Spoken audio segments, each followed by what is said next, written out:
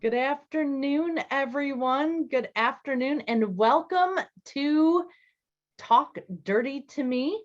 Uh, it is Bookstore Romance Day, and what a wonderful day it is. There are events happening everywhere, and we're so happy that you are with us for this amazing panel of authors. My name is Mary Weber O'Malley. I'm a virtual bookseller for Skylark Bookshop in Columbia, Missouri. And Source Books is partnering with Skylark today. So if you buy any of the authors' books or pre-order their books from Skylark Bookshop, then you will get signed book plates with your copies. So please do support our authors and support Skylark Bookshop, an independent bookstore, with your purchase of the authors' books through them. Today's topic is Sex Sells, Talk Dirty to Me. And we'll be exploring how TikTok and social media have influenced and reinvigorated, and whether it's been reinvigorated or just taken up a notch, reader interest in super sexy erotic works of romance. You can find me on social media at Blurb Your Enthusiasm. That's where I read and review books. And I am now going to turn it over to Kate to introduce herself. Hello. Somebody referred to me as an influencer earlier. That felt super weird. I run the romance novel review blog, romanticallyinclinedreviews.com, and the romance novel meme page, Romantically Inclined, on Instagram. I've been making memes for about 6 years, so chances are one meme a day for 6 years really adds up, and now I'm doing 5 a day. So you've probably seen one of my memes floating around. And yeah, I only read romance. So that's me. That's my hobby. That's it. Thank you. Maybe go to Anna to introduce herself. Hi, everyone. I'm Anna Huang, and I am an author of steamy new adult and contemporary romance. I'm best known for my Twisted series, which follows a group of 4 girlfriends as they find love and all of the wild ups and downs of their lives, with plenty of dirty talking heroes, so it's perfect for today's topic. And I am currently working on my new series, The Kings of Sin, which is a series of interconnected standalones that revolves around each of the 7 deadly sins. And the first book, King of Wrath, will release this October 20th. So I'm excited to be here.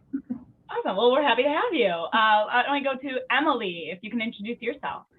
Yeah, hi, everybody. I'm Emily McIntyre. I write steamy romance, normally contemporary, although I dabble in other ones, whoever starts speaking to me. I'm best known for my series, the Never After series, which is where I take classic fairy tales and break them apart completely and then reimagine them into new storylines where the villains get their happily ever after. I just sent my draft to my editor for Twisted, which is the 4th book in the series, which will be an Aladdin reimagining. And I am so excited to be here. Wow, that sounds really intriguing. I don't think I've ever read an Aladdin themed romance novel ever. So I'm very excited about that. Scarlett, why don't we hop to you? I'm Scarlett St. Clair. I'm the author of A Touch of Darkness, which is Hades and Persephone retelling, and King of Battle and Blood, which is not a Tristan and Isolde retelling. just a little drop in. But yeah, that's what I'm mostly known for. I'm really excited to be here, and I want that Aladdin retelling. You can have it. I told Kristen you said I could have it. Okay. Amanda, why don't you introduce yourself as well? Hi, thank you. Hi, everyone. I'm Amanda Boucher. I write epic fantasy romance with magic and monsters and mythology. The main series I'm known for is the Kingmaker Chronicles, and that's a fantasy world which is based on Greek mythology. But the gods and myths, the gods aren't the main characters of the books. They're working in and around the main characters and in the world. So the main character is Kat. She's this powerful, magic-wielding, badass princess. And she knows just how powerful she is and what kind of damage she could do. So she is in hiding. and trying to lay low and avoid anyone who might use her for her magical abilities and her powers, and trying to avoid that pesky destiny the gods have shoved on her. And Griffin is our conquering warlord hero who comes along having conquered a kingdom, and he needs someone with magic to help him keep it. And he finds Kat. And so the main conflict to start off our book is he wants Kat to come with him, and she says, no way. So he is pulling her towards her destiny, which she's afraid of herself, she's afraid of her destiny, and his job is to pull her out of her doubts and shadows and help her reach her full potential and be the person that she's meant to be, and the leader that she's supposed to be. So it's spicy, it's adventurous, there's high stakes, there's adventure, and so it's hopefully lots of fun to read, it's lots of fun to write. And one of my favorites. It's one of my favorites. Oh, thank you so much. Well, I appreciate that. So thank you, and I'm so happy to be here and talking about romance with you guys. Fantastic. So before I turn it over to Kate, who's going to start us off on our discussion, I just want to let everybody watching know that if you have a question for any of our authors or the panel as a whole, or for Kate, please do put it in the Q&A, not the chat, but the Q&A, and I'll try to pop in with those around our other questions. So Kate, take it away. Okay. Well, this is super fun. I'm used to interviewing one author at a time. I'm not used to talking to four. So feel free to just, if you choose to answer a question, just type up. I'm not going to direct them necessarily to anybody specifically, unless something comes up. But what I'm most curious about, if we're starting off on the social media front, is, so I follow Susan Elizabeth Phillips on Facebook, and she's been writing for a very long time. And sometimes she'll reference having received letters from readers, like, you know, way back. She's not that old, but way back, she would receive handwritten letters of complaints from readers sometimes who are like, you got this totally wrong. Like, they would take the time to write it out. But I'm curious how you guys enjoy connecting with readers via social media now, when it's like the type of a finger away, you can be getting feedback from your readers, or just, you know, talking to them casually. I'm interested to know how you guys feel about having that just right there as a possibility. Yeah, I think I do think connecting with readers is one of my favorite parts of the job. Like, I love seeing their reactions to books, and you know, the way I connect with them most is through private messages, like especially on Instagram. Instagram DMs is probably the top form of connection that I have with them. And honestly, when I send out ARCs, I love seeing them, because if I don't hear anything about the book, I get really nervous. I'm like, just send me the stories. I know how you are reacting to this book, because I get so nervous. And, you know, obviously, most of the things that I receive are positive. Like, you know, obviously, sometimes there are more critical reviews or other things that we do get tagged in. But I think that's just kind of how things go when on social media. But I've been fortunate enough that most of the things that I see have been really positive and encouraging. And I think it also helps build more of a connection with the readers, in the sense that it is a little bit more immediate these days, which can be both good or bad. But I think it does help readers get into the world more, because they can come to the author with like questions about like, hey, like, what was your inspiration for this, or how do you see these characters, and just get them more into the books and the world and that general universe. So yeah. That's a good point. I didn't think about like them being able to like ask questions and like delve even deeper into the experience of like the world that you've created. And I do that a lot, actually. I'll be like, what about this side character? Are they going to get a book? Like, all this stuff. Yeah. They'll be like, what's the zodiac sign? How tall are they? Like, what's their Myers-Briggs type? And I'm like, I actually need to think about this. Yeah, readers really want to know like the detailed information. They're like, okay, what would he ask, like, what would they order at a bakery? I saw someone ask an author, like, if they went to a bakery, what would they order? Yeah. Like, whew, okay. Does anyone else want to answer this one? I will. I also, just to add on to what Anna was saying is I think that with social media the way it is now, it really kind of fosters that relationship of a genuine connection where you're not just this name on a book that they're reading characters about. And really they feel like they're part of the process, sometimes of you even writing the book, which makes them feel so invested. And it just builds the hype. It creates the demand in a way that before social media was the way it was, I don't think you could do as easily and as independently and direct to the source from author to the reader. So creating the demand before you're even supplying it, just because they feel like they're part of it and they're part of your writing journey. And I think it creates an even more special relationship between the characters and how much the book itself resonates with the reader because of that ability that didn't used to be there. That's a good point. I see a lot of authors sharing work in progress. Mm-hmm. Mhm.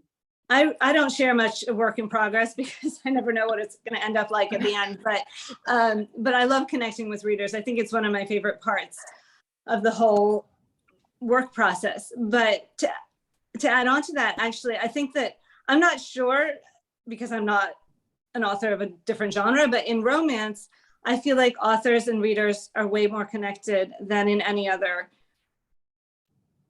genre of writing.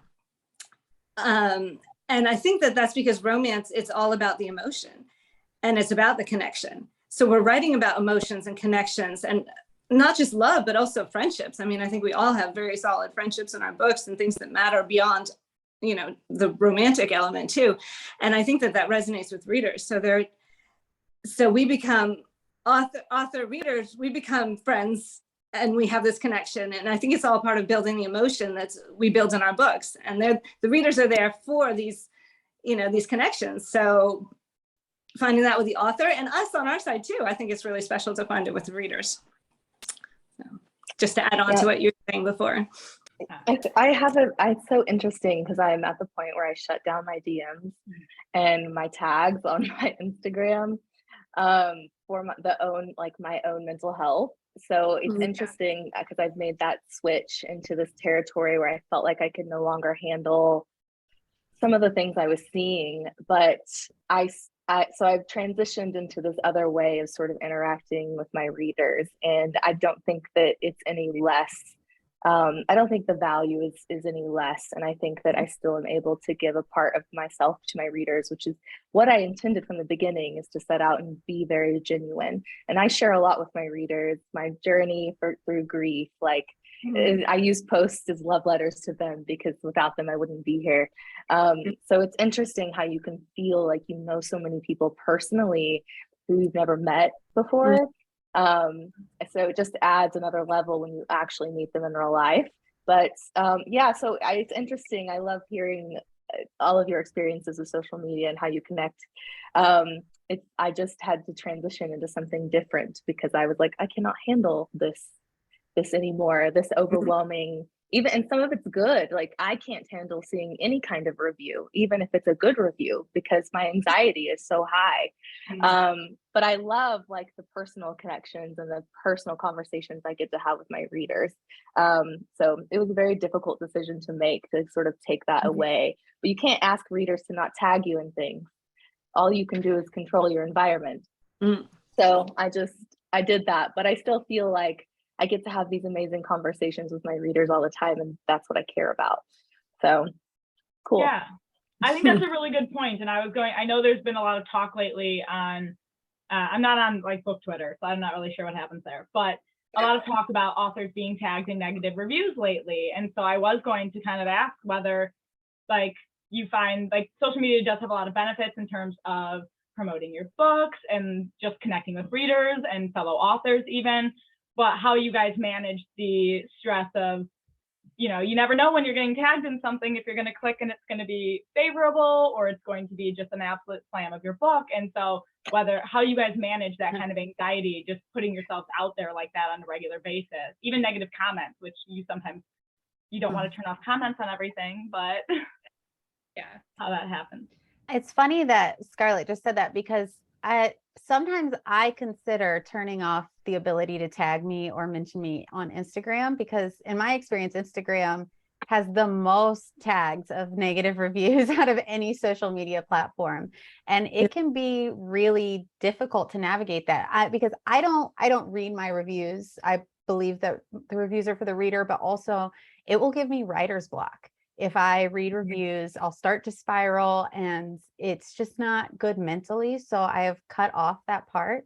I do like to see good reviews, but it is a challenge. You have to really constantly almost be, I don't want to say on defense, but it kind of feels like that sometimes when you go onto your own social media page where you're there to connect with your readers, and you don't know, because it could smack you in the face of somebody just listing off every single thing they didn't like about your book. And so I think personal boundaries and realizing what you're willing to accept and how far you're willing to allow the reader to affect you and what you write and what you see when you're on your own social media. I think that's a really important thing to kind of have to balance. And I think it's really difficult to balance because some days I'm like, oh, whatever. And then other days I'll see one thing and I'm like, I want to turn off all my mentions forever. That's where I got to. I was like, I would kind of waver back and forth of like, oh my gosh, I really need to do this. But when I couldn't open my social media app without feeling the anxiety that I felt, I was like, this is not a way to survive and do this the rest of my life. And it didn't. And I was really worried that it would lessen sort of, I don't know, like my impact, but I really don't think that it has. And you just got to do what you can to protect yourself. My thing is, I do believe that reviews are for readers, but if that's the case, don't tag me. Yeah. You don't want me to have an That's it opinion right on this. You should not tag me because I Right. will. But yeah, I mean, and I think people like obviously mean well, but because at the last straw was someone telling me like, I think you could learn from my review, and I'm like, I don't learn from you. I'm sorry. Like I learned from my editor. That's the source of my learning. That's where I'm willing to go for feedback. Beyond that, I can't do it. I just want to write what I want to write, and if you love it, then you're part of my tribe, and if you're not, you're not. I don't care. Exactly. I just don't want to see it. When somebody tags me, I think it's very true that Instagram is the place where it happens the most. When somebody tags me, I go into it with the assumption that it's going to be something positive. And most of the time it is. And when it's not, it feels like a real low blow. It's like, why did you put this in front of my face? Was that really necessary? And so I think tagging, I mean, ideally would be there for when people want to share something positive with you and you appreciate it. And if they want to share negative things, I don't see any reason why they need to tag the author to let them know how much crap they think is in your book. And what I found, I don't know if this is true for the rest of you, but I found often I'll look when it's a negative review, because I shouldn't, but I do. And it's someone who's very young, a younger reader. And it's not always true, but I would say, and then I tend to, it's still annoying, but I tend to feel a little less aggravated about it, because I think, people still need to learn things in life, and maybe, but it's not my place then to write and say, don't tag me in negative reviews. I just don't respond at all. But part of me wants to say that, I know you're young, but it would be better if, maybe you didn't. But of course I don't engage at all. But it's funny. I don't know if you found the same thing in your experience, or maybe you don't bother to look, which is way healthier than what I do. Somebody commented on my thing saying that, and this hurt a little bit, all old people want is smut. Whatever.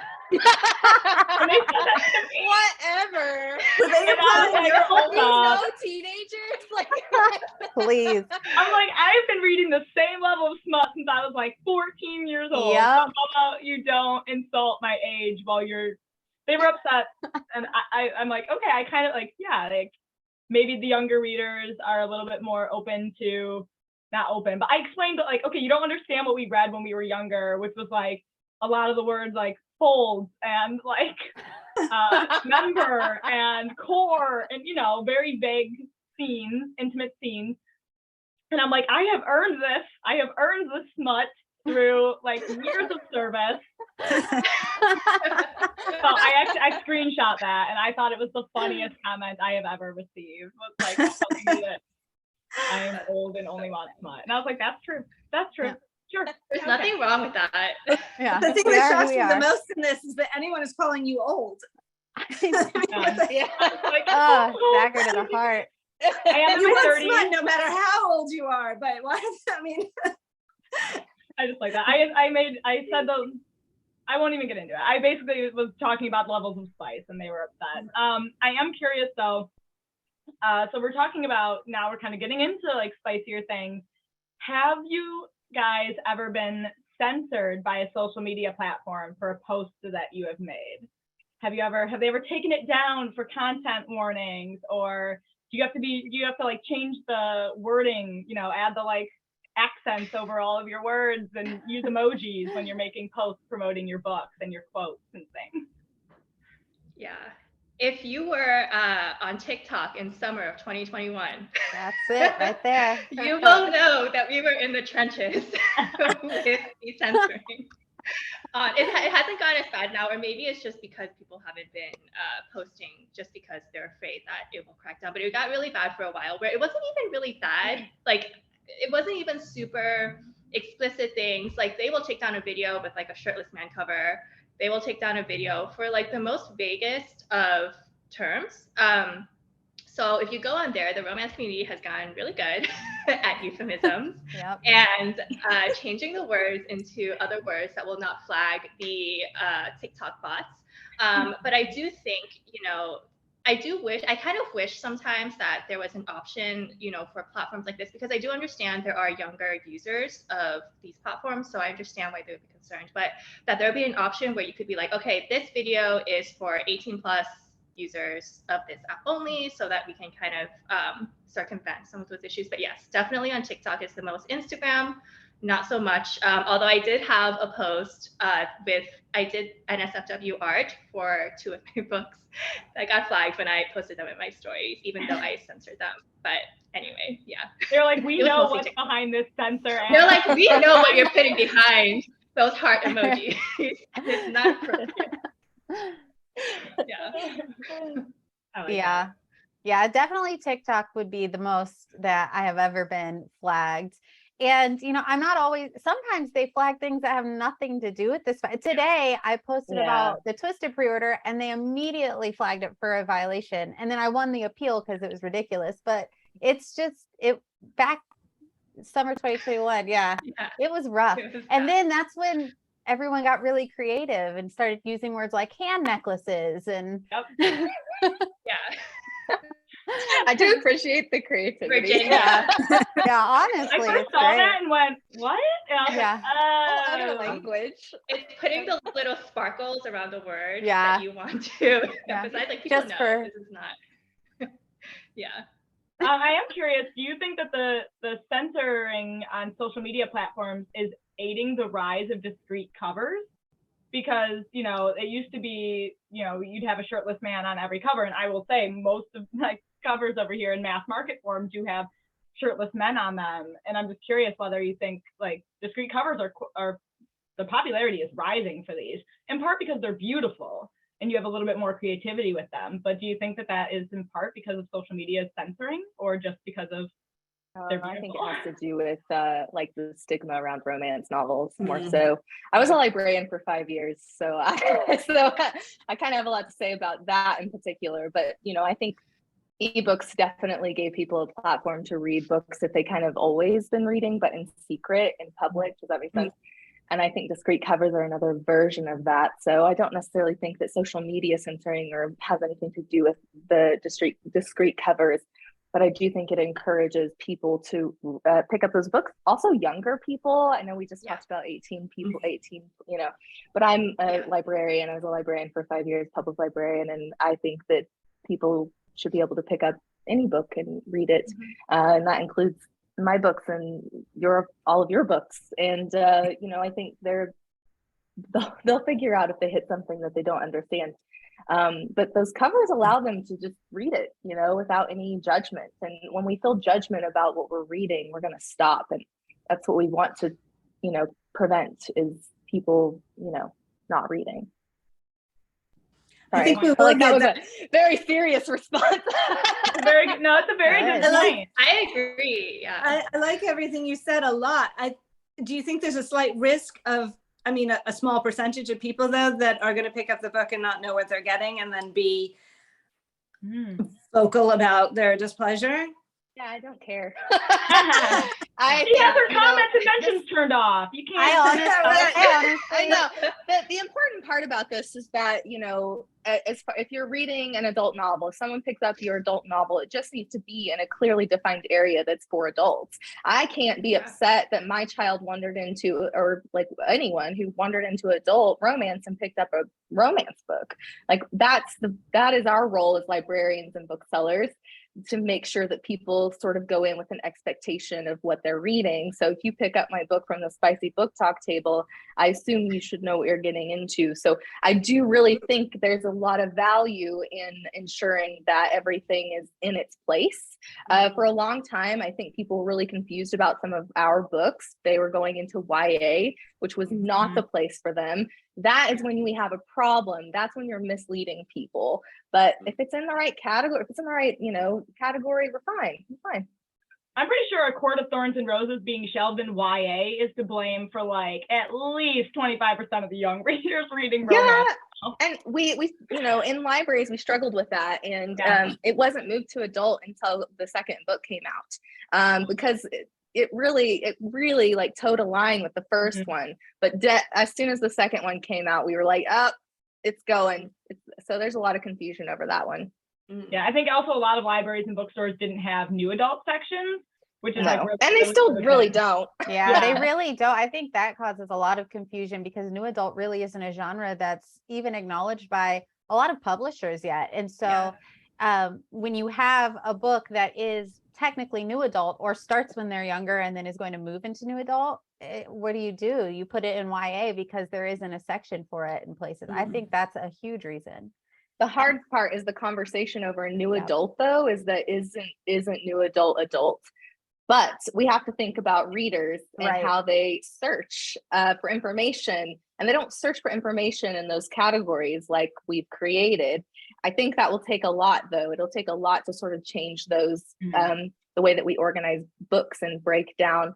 But I really think that starts with bookstores. The bookstores could start that movement, you know, and it would be a lot easier. And they are, with, I think, breaking out like TikTok and their displays and end caps and stuff. But it's an interesting conversation. We had it a lot when new adult was starting to kind of become a thing in libraries, and people would get really heated about the topic. It's very interesting. I feel like such a nerd. Like, let me be a librarian today. I love it. It's good to have that like insight from a different perspective, though. My mom worked in a bookstore and I worked with her for a long time. So we understand like the bookstore side. It's interesting to get the librarian side of things, though. And also, you know, you have the indie side of things, the traditionally published side of things, and all that. I am curious. So you guys all seem to have kind of like a different voice online, not from like what you are now, but like Anna, you do a lot of like book quotes, and you also answer a lot of like questions that your people have, your readers. Emily, you do a lot of like funny videos as well. Scarlett, yours is a lot of like a lot of aesthetic, like your stuff's so beautiful. I feel like you live in like a haunted house or something. Amanda, you do a lot of like letting us know when there are sales and book quotes as well. And so I'm wondering how you kind of like nailed down what your like online aesthetic was going to be for you, like what your readers responded to and how you pick quotes. Like I always read, I'm like, would this be a good quote? I'm not sure. So I'm just curious. Yeah, I think it was a lot of experimenting in the beginning. When I first started being on social media, I was just kind of throwing things at the wall and kind of also trying to figure out my voice and what I was comfortable doing. And some of these things do change with time, right? Because I've seen, you know, in the past 2 years, what has worked on social media and what readers respond to has really changed a lot. And it comes and goes, and I just adapt to what readers are responding to at that time. In terms of what quotes I choose, I think they tell me very clearly what quotes they like the most, and what scenes, if I'm scrolling on my For You page, like there are always certain quotes and certain scenes that people will always cite in their reviews. I can go to the Kindle book, and if I just tap on popular highlights, it'll just tell me, like what quotes people like the most. And so those are the things where it's really reader sourced. Like there are certain things that I like that I'm like, people are gonna love this, but then they're like, no, I actually like this quote better. So I'm like, okay. Oh, I'm devastated. I'm like, why do you like that quote? I know. Yeah. So It's never funny. what I think it's gonna be. It's never the one that you think it's going to be. It's No. always something else. Yeah, I agree with everything she says. I also go onto Kindle to find, but the readers will tell you. But I also think that specifically on TikTok, but really now with Instagram Reels and however you choose to navigate those, there is a way for you to be kind of your genuine personality while also subtly selling without throwing it in their face. And so you kind of have to see what the readers, the people that are following you react to. So it is a lot of experimentation. But then, I mean, like if I do funnier videos because that's just the kind of personality I have. And so if I tried to do very serious videos all the time, I think it wouldn't come across as genuine.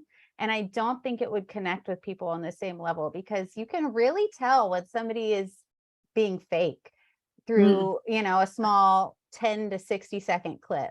And you can really tell when they're just kind of showing you part of their personality and being like, hey, look at this quote. Well, I do that. Yeah, Oh, sorry. Amanda, you go ahead. I was just going to say, I'm too shy to put myself on camera a lot. So I look for other ways to communicate with readers. I like pretty book pictures. I like when people tag me with a beautiful book aesthetic that they put together. I like to share it. So I'm really grateful for reader content, actually, because that helps me enormously, because I'm a little shy to figure, to do it myself, to get out there and do. TikTok, for example, I love it. I get absolutely, the second I open it, I'm stuck for like 4 hours. I can't.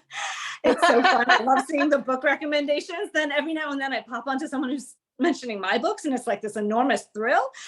And but I find it really hard to put myself in front of the camera. So I love it when my readers are producing that gorgeous content for me, and I like to share that. And then I can get book news when I have it. But I'm such a slow writer. I don't have all that much book news. So when something actually happens, it's super exciting and I can share it.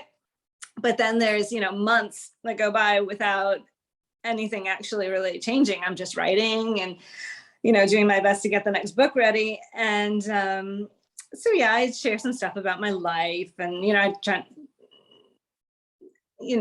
some vacation pictures, things like that, because I want to connect with the readers and be genuine, like you said, too. Like so I think I sort of do a combination of showing the books. It's like the book side of things, and then the me side of things with just life and my cats and things like that. I think readers do want to see like the personal side of their authors, and now that authors are obligated to invite readers into their personal lives by any means whatsoever. But I think when authors do that, it makes you feel like you have a personal connection with that author in a way. Scarlett, do you have something to add to this? I think my dog is probably more popular on my social media than I am. In fact, people will ask, "How's your dog?" at my book signings, and I think it's hilarious. I do have to give props to. I have Lexi is my social media manager, actually, and she's responsible for those beautiful aesthetic videos. I don't do any of those. In fact, when I went viral on TikTok, I wasn't on TikTok at all. But what I prefer to do on TikTok are makeup videos. I love your makeup videos. Thank you. So I prefer that. And so my content, what I create on TikTok, are obviously the makeup, and then anytime I answer a question. And it always cracks me up when I answer a question, because I'll like get 1,000 followers in like 30 minutes after I answer a question. And I'm like, maybe I should just do this from now on. Like, why are we putting why am I doing anything else? I should just answer your question, which it would be the same question over and over again, but it's fine. What's the question? What's the question everyone's asking you? Oh, well, there's three. It's like, what order do I read A Touch of Darkness in? when does Chaos come out, and when is Queen of Myth and Monsters come out? And I would just rotate. It would be the same video over and over again. TikTok likes that though. TikTok likes when Yeah. you do the same thing over, so it would work. It would. Yeah. And eventually I would get to everyone who ever had that question. I'm looking at the Q&A, and I'm going to kind of use Elizabeth's question as inspiration / I'm going to ask her question, but I'm not going to use it for my own. She wants to know how are you using like social media to kind of influence maybe the stories or storylines that you're choosing, or whether you're using it to like, I want to know if you've ever read a reader comment or an interaction with a reader ever led to you, or even a fellow author led to you kind of being inspired about a book idea, or switching something up in your book based on what someone's feedback has been, or anything like that. I don't know if that's something that happens for you guys. I actually personally don't let readers or social media or anybody influence, because I cannot write a book unless the characters are in my head screaming at me. They are so real to me that they tell me their story and I just put it on the page. I don't plot out the book heavily beforehand. I don't do any of that because it's not my story. They are real in my head, and they're the ones telling me what needs to happen, how it needs to happen, and demanding that I write them. So I don't want to say it doesn't matter what the readers say or what people on social media are saying, but kind of, because that's what I feel my calling is to tell the stories that are in my head to tell. And the people who love them, and people who want something different can find something different. Yeah. I agree. I think I always have to write the stories that I want to tell, right? Like I cannot let other people dictate how I choose to tell my stories. And with everything, right? There will always be people who like something, and there will always be people who don't. Like there is never a 100% agreement on anything. And so for me, it's my story, it's my name on it. I'm the one that has to sit at the computer for like weeks and months on end and be with those characters. So it has to be the way that I see it. That being said, I do sometimes, like I have all these really random videos up on my For You page. And sometimes I'm like, oh, this is like, some of them will be like couple videos or just of like real life people. And I'm like, oh, this is like a really cute meet cute, or this is like a really cute scenario that I'm sometimes like, oh, maybe I can put that in my book, or like a future book. I haven't done that yet, but it's like in my inspiration folder that I put in my notes app. But it's like a good idea. Yeah, it's a good place for inspiration. Like if I ever am running low on it, then I can go back on it and I'm like, maybe I can draw from this, but I don't let other people dictate how I write my books. Yeah, I wrote a Game of Fate for that. I think like I let my readers decide if they wanted to read a Game of Fate, or if they wanted me to write a Game of Fate first, which is Hades' point of view of A Touch of Darkness, or if they wanted Malice, and they voted for a Game of Fate. And now everyone who's like reading the series doesn't understand why it's published weirdly, and I'm like, it's all your fault. So if you ever do that, then you can always, I just like to remind them that you chose this life. Flip the script, be like, no, this is your fault that it's confusing. Yeah, but it gave you fodder for videos, so it works. It does. I know I have a few indie authors that I follow who do actually rely a lot on their readers to guide. Like they'll be like, okay, like who do you want to hear from next, or like they'll introduce a secondary character that fans go gaga for, and then they're like, okay, I guess I like it. Then it kind of inspires them, and they're like, all right, I guess I have a whole story planned out for the secondary character, and they're the next book. Like, all right, I wish I could do that. Yeah. I think I feel like Emily, I write a lot like you, Emily, where I feel like every character like tells me their story. So everyone asks me like for a Hermes or Akate story where they're the main character, and I'm like, you guys do not understand. They're like a main character as far as social media is concerned, but in an actual book, there is nothing there for main character material. We're just not talking. No, not in that way. I have a whole argument for it, but it's on TikTok, so. I just wanted to riff on Kate's riffing on people's questions here. Okay. And Isabel wants to know if you have other authors that influence your work, but I'd also like to know, as you're on social media, I know when I see somebody doing something really clever, I might try to duplicate that or jump onto a trend. Do you stick pretty close to just, this is who I am, and you've created a social media brand, or do you are you influenced by other people's social media, other authors, what they're doing, changing things on trend? I mean,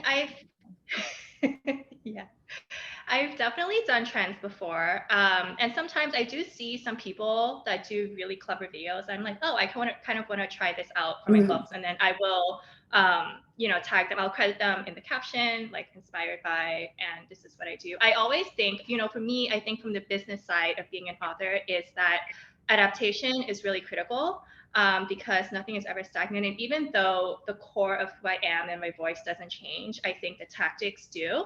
And so that is something that I'm always keeping an eye out on, like what's working, what isn't working. And if something isn't working that has always worked in the past, then I sometimes have to let it go, And that's from like speaking from the business side of things on like marketing. Right. So that's definitely happened to me quite a few times over the past 2 years. I just have to shift strategies. Yeah. I've noticed that too. Things go kind of like out of style in a way, and like you're like, oh, like I really love doing that specific trend, but it's kind of dead in the water now. So yeah, you kind of have to switch it up. But whatever, new things are good. Change is good. Yeah, I think the most important thing is to be adaptable for that same reason. I do a lot of trends on TikTok because TikTok is known for doing trends and they like to boost things, but I think spinning it so that it does fit your own personal brand is important because, again, like Anna was saying on the business side of things, I think it's really important to have a solid brand that is who you are, not like a storefront, but as a personality, you are a brand, you are representing your product. And if you kind of are wishy-washy on that and you're not sure who you are, even if you adapt to these other trends, I don't think you're going to capture an audience the way you would if you are solid in what you represent. I love that, Emily. I think too, we're talking about a lot about TikTok, and book talk is the thing right now. But I can say that I'm not really great at TikTok. So you have to pick the social media platform that's more comfortable for your personality. And for me, it's Instagram. I like to go live there. My readers know I go live there. They look forward to my rants. They're like, when Scarlett goes live, she's gonna bitch about something, or she's gonna rant about something. And that's what I do. And yeah, it's a thing. And then, I obviously I'm an author, so I try to write meaningful posts or anything that's really heavy on my mind. And I'm not really good at adapting that to TikTok. So I do think there's like something to be said about choosing that platform that works for you. So yeah, that for me, that was definitely Instagram. And no other platform works similarly for me.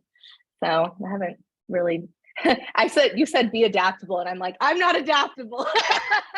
I rebuke change. I will never change. Don't worry. I tried. Well, what Scarlett just said really resonates with me. I feel that the same way. I'm much more comfortable on Instagram. I'll happily go live there.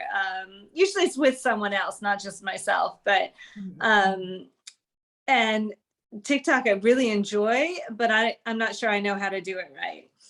And so I dabble here and there. I'm more of a lurker, seeing what other people are doing and enjoying it and getting the book recs. And so I feel more like a reader on TikTok than an author, actually. And so I'm there as a reader. On Instagram, I'm there as an author. And on TikTok, I feel like I'm there as a reader. So that's the difference for me. And I don't know that I'll ever be able to adapt to being the author on TikTok. I think I enjoy it more as a reader, and I want to be there for that, actually. So I'd rather go on Instagram as the author, where I'm more comfortable making my content, like Scarlett said a moment ago. I never really, I don't understand TikTok. I just think it's so interesting because it's like TikTok is this like these little communities are everywhere, and you, based on your algorithm, you can be in any community at any given point. And I have seen some things that I'm like, where am I at in the world? Like what? Yeah. Like Yeah, what is I'm like, how did this show up? Yeah, like Yeah. I don't know how I got here, and I'm not sure I'm grateful for it, or I'm not sure how to feel about it.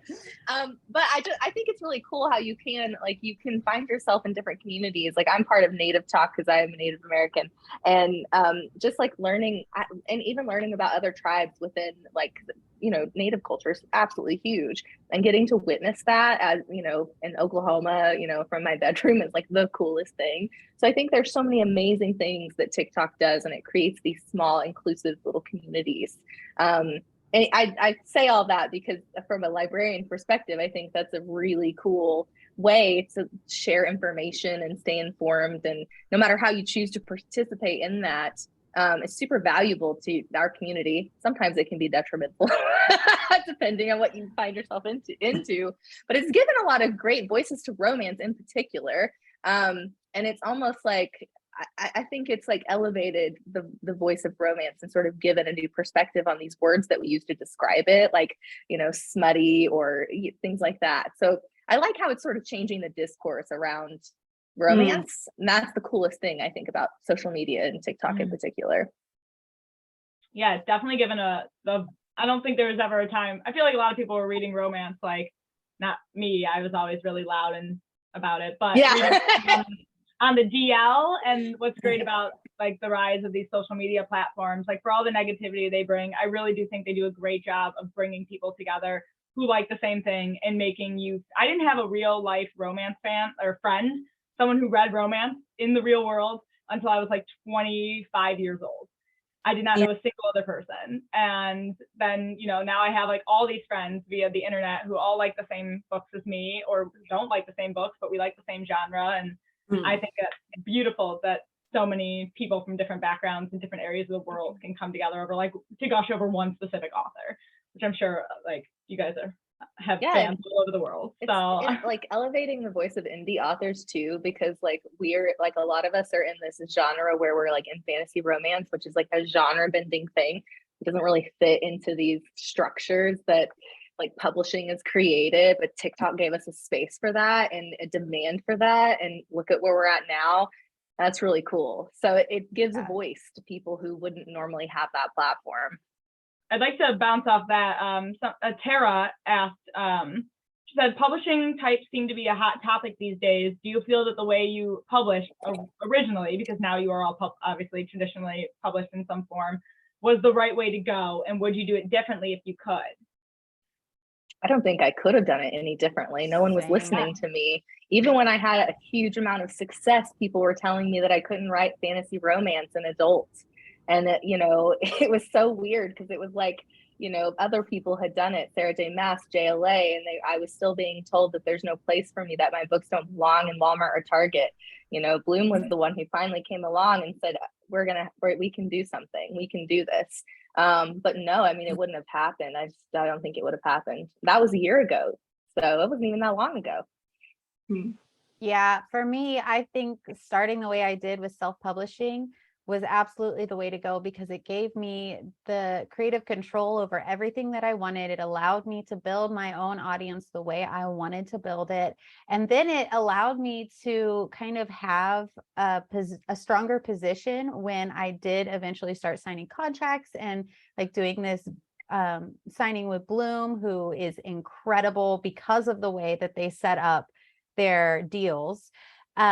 But it gives you more power because you already come with this strong backing. You built it yourself. You kind of know a little bit more, in my opinion, my experience. I feel like I knew more about what should be in contracts and what I was willing to accept and what I wasn't willing to sign away, and kind of just keeping that.